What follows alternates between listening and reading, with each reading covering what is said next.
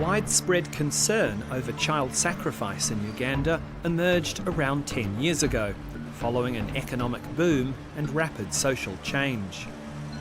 Perhaps people saw an easy route to riches. Some witch doctors, using the cover of traditional medicine, find it all too Rabble Rabble show, I got chat to them, I made them chat for it.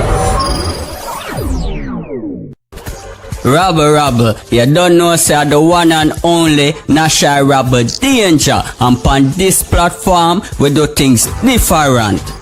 Rabblings, in this world that we live in, evil will always be amongst us, because people are the ones that do evil. Agree or disagree, let me know. Growing up, I always hear about human sacrifice. Now, Rabblings, would you believe me if I tell you that human sacrifice is on the rise in Uganda? And the worst case scenario, Rabblings, they're sacrificing children.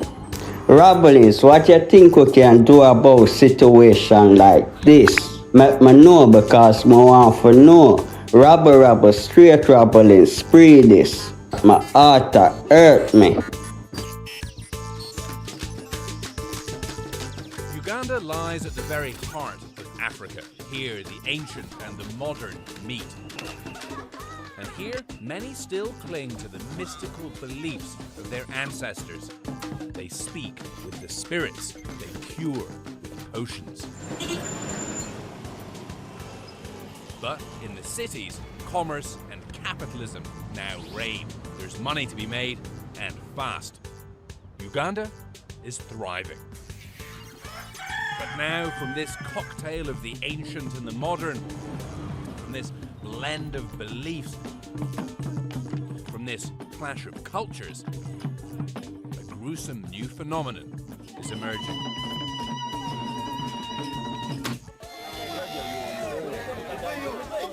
It has started. We have started hearing human sacrifice. They're finding bodies. I've never seen something like this. This was the first time of its kind to find a dead body beheaded. We came to Uganda to find out why this is happening. Why now?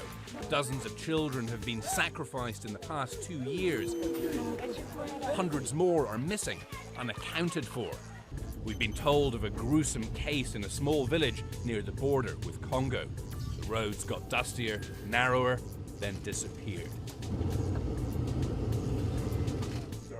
After 8 hours on a remote farm, we met Asima. She is 20 years old. Her only son was sacrificed. He was called Baguma Nicholas. Detective Chris Yashava picks up the story. They tried to search for the kid. They tried to search for the father and could not be seen. They searched until sundown.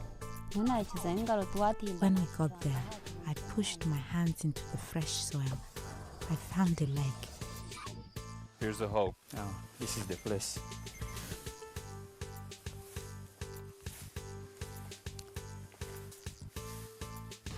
I pulled my son's body out of the soil. I realized he had no head.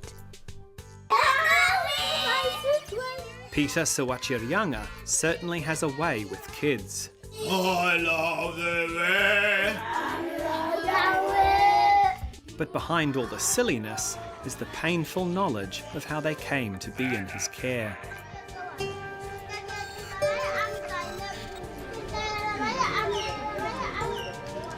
What if you do like this? Most of the children at this rehabilitation centre are victims of child sacrifice. This is Robert, the fighter. Peter's a former accountant who became a pastor, and he started campaigning against child sacrifice almost 10 years ago. All right, 1, 2, 3, jump. Yeah, you did it. Okay, that's it. This horrendous crime isn't the ancient ritual you might imagine. Child sacrifice is a recent phenomena. It's a recent problem and mostly done by those we call witch doctors.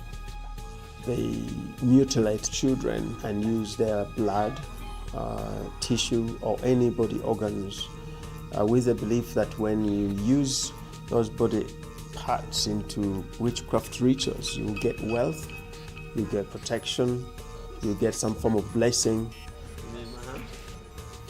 The few who somehow survive this ordeal, like Robert, usually suffer from terrible injuries. Are you able to get on the swing by yourself?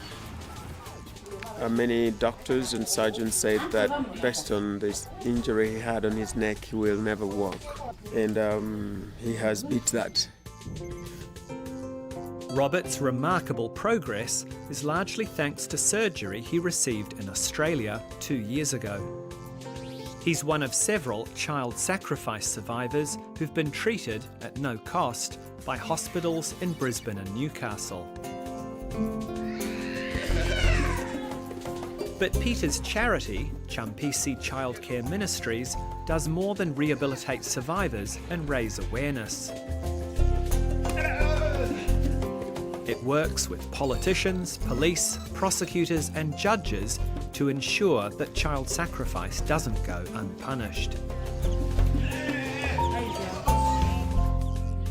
It is not part of our culture. It has never been part of our culture. It is something that is relatively new but growing.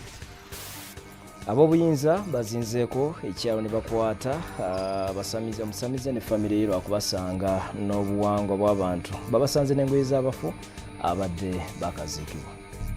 It's very difficult to know the scale, but the numbers we work with each year is between 20 to 25 each year of children that we have.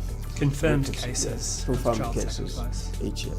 And those are just the numbers we know for us as a very small organization. A 10-centimeter long scar on the back of the neck will be a lifetime reminder for 11-year-old Kanani Nankunda of the day his sister was killed and her organs harvested as part of human sacrifice ritual. We have a society that believes in witchcraft. The majority of the population, including the Christians who go to church, they consult these witch doctors.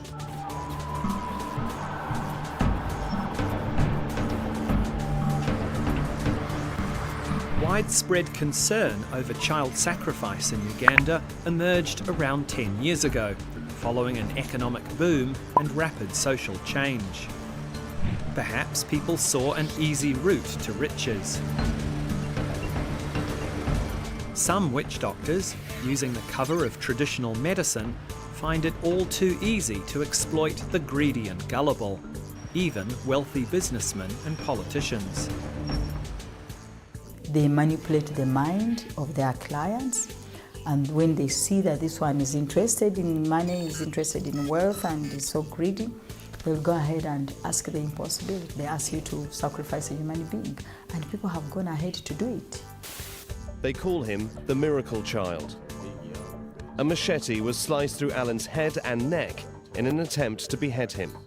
Back in 2012, the BBC investigated the case of Alan Sambatya. The men Alan claims kidnapped him for sacrifice live in this village. They were arrested and released without charge. Posing as businessmen with a construction project, the BBC captured shocking footage of one of the witch doctors Alan had accused. We were introduced to this man, Awali. During the first meeting, Awali sacrificed a goat to bring luck to the business. A few days later, we were invited back to his shrine to discuss what he regards as the most powerful spell, child sacrifice. There are two ways of doing this. We can bury the child alive on your construction site, or we cut the child and put their blood in a bottle of spiritual medicine. If it's a male, the whole head is cut off, and his genitals.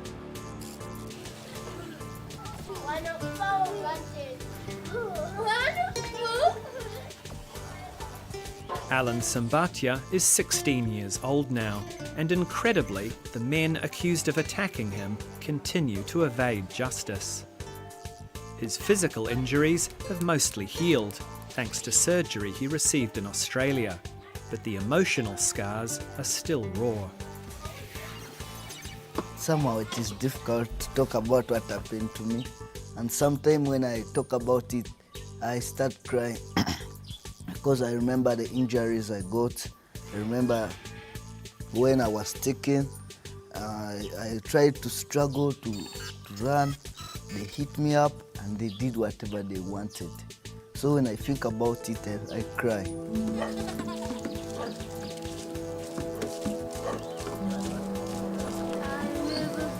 Rabble Rabble, no fear for tell them say you hear it, so remember to like, share and subscribe. Straight Rabble.